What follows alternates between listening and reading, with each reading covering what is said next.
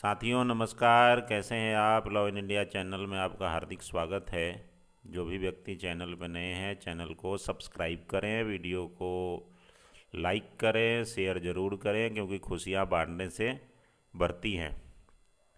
आज की विषय वस्तु लेकर के जो आया हूँ, कुछ एक मित्रों का फ़ोन आया था कि डॉरी से रिलेटेड यदि कोई मामला है तो उस पर कैसे केस दर्ज हो सकता है, कैसे क्या चीज़ें हो सकती हैं। अब कुछ चीज़ें हुई होंगी, विस्तृत बातें नहीं हो पाई, तो मैंने सोचा कि क्यों न डॉरी पे ही एक वीडियो करा जाए कि दहेज क्या होता है, और इस पे अपना जो इंडियन लॉ है क्या है। यदि कोई मांगता है, यदि कोई देता है, यदि कोई लेता है, तो उसके ऊपर क्या कानूनी प्रक्रिया है और इसका क्या रूप हो सकता है, क्या सज़ा है, और यदि उसमें किसी की डेथ हो जाती है तो क्या प्रोविजंस हैं। जैसा कि आपको मालूम है कि दहेज जो है सो सदियों से एक चलती आती हुई प्रथा अपने यहाँ हर समुदाय में है, हर समुदाय में है, हर धर्म में है। तो उस समय जो घर की चीज़ें होती थी वो दी जाती थी, ले जाती थी, लेकिन बाद में चल के दहेज जो है सो एक अभिशाप के रूप में समाज में आ गया। तो समाज की जो भी कुरीतियाँ थीं उसको दूर करने के लिए सरकार कानून लेके आई, जिसको डॉरी प्रोहिबिटेशन एक्ट 1961 बोला गया। अब जो दहेज की जो कानूनी अर्थ में यदि देखें कि उसकी परिभाषा क्या है, तो जो डॉरी प्रोहिबिटेशन एक्ट, जो दहेज प्रतिषेध अधिनियम 1961 बना, उसके धारा सेक्शन 2 में उसकी डिफिनीसन दी गई, जो विस्तृत रूप में है, विस्तृत परिभाषा है। मतलब बहुत सारी चीज़ें हैं जिसमें जिसमें चल अचल संपत्ति, जमीन, कार, आभूषण, ये सारी चीज़ों का लेन देन शामिल है।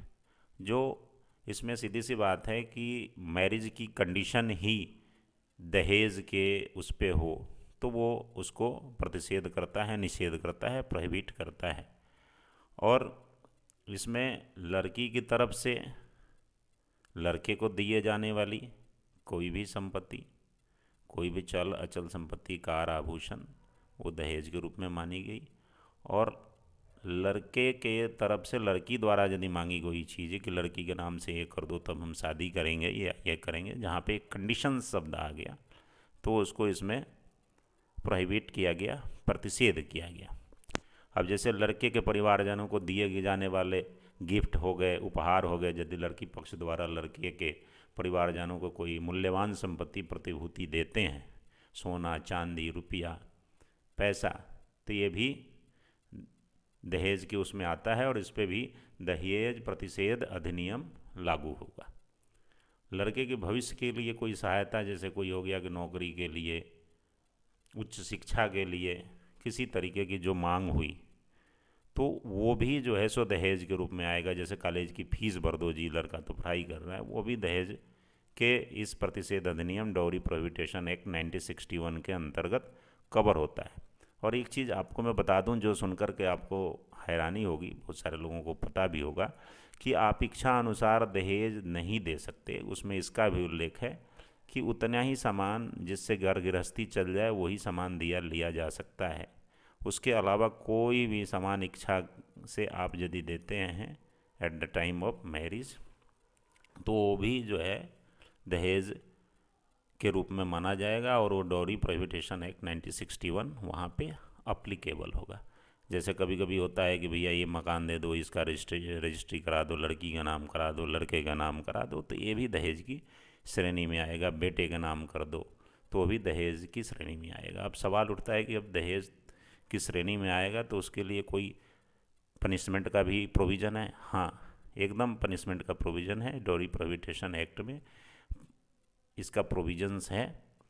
आपको सुन कर के वो होगा कि इसमें भी है, जो डॉरी प्रोहिबिटेशन एक्ट है दहेज के लिए पनिशमेंट की व्यवस्था करता है, दंड की व्यवस्था करता है। वो सेक्शन 3 है जो up to 5 years imprisonment and 50,000 penalty का प्रोविज़न है कि अधिकतम जो पेनल्टी है वो 50,000 की, और अधिकतम सज़ा जो है सो 5 साल की इसमें हो सकती है।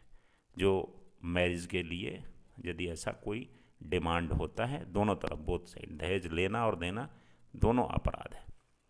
अब आप कहेंगे कि ये कैसे होगा? ये तभी होगा जब दोनों में से कोई एक पक्ष लिखित कंप्लेंट पुलिस स्टेशन को यदि देता है, तब जा कर के उस पर आगे कार्रवाई होती है। यदि कोई लिख के नहीं देता तब तक इसमें कोई कार्रवाई नहीं होगी। ये स्टेट इसमें अपने आप सुओ मोटो नहीं लेता।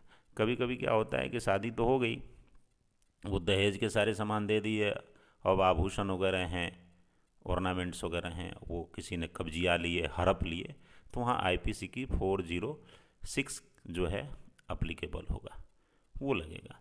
अब कभी कभी क्या होता है कि दहेज के लिए क्या हुआ कि शादी तो हो गई, जितनी शक्ति थी दे दी, ले ली, लेकिन इतना ना टॉर्चर करना लोगों ने शुरू कर दिया, टॉर्चर करना शुरू कर दिया कि उसमें क्या होगा कि विदिन 7 ईयर्स के विदिन डेथ हो गई, ड्यू टू उसने फांसी लगा ली या ऐसी चीज़ें कर दी कि मतलब बीमार हो गई, खाना बंद कर दिया, टीवी हो गया, उसके तहत यदि डेथ हो जाती है तो आईपीसी की 304 बी मृत्यु दहेज, दहेज की मृत्यु के संबंध में एक धारा अप्लीकेबल होगी आईपीसी की, अंडर सेक्शन 304 बी आईपीसी की अप्लीकेबल होगी। और उसमें भी पनिशमेंट है, आपको लाइफ इम्प्रिजमेंट हो सकती है, अप टू मिनिमम जो देखने में आता है कि जो अदालतें हैं 10 साल से कम की सज़ा नहीं करती, इसमें आजीवन सज़ा का प्रावधान है अभियुक्त के लिए, जिसके खिलाफ केस होगा, चार्जशीट होगी। और